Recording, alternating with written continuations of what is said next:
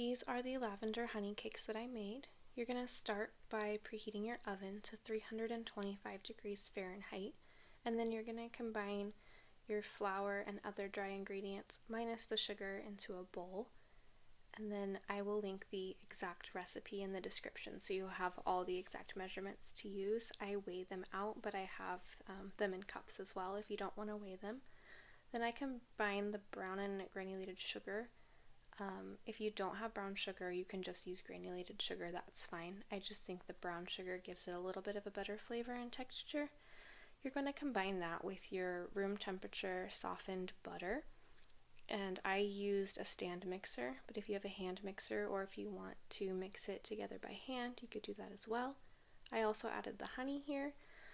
You can kind of eyeball it or do about 1/3 of a cup. I wouldn't do more than that. I'm going to drizzle some on top as well. And then you cream that together. And then 2 eggs, you're going to add that to your butter and sugar mixture as well.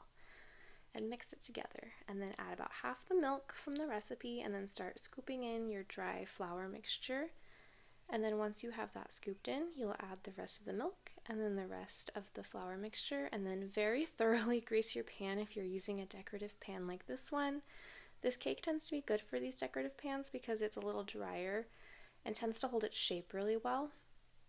So you can see these cute little honeycombs came out pretty nice right out of the oven. They get that nice texture on the outside. And then I also used the remaining batter in my loaf pan, which I'll show here. It was very thin, so it cracked a little, but it does hold its shape really well. And for the frosting, I use the tiniest amount of this edible lavender oil. It's very strong. If you use too much, it'll taste horrible like soap. And a little bit of the sparkling sugar. And I decorated with a little bit of herbs and berries to make it look nice and pretty for spring. I hope you enjoy.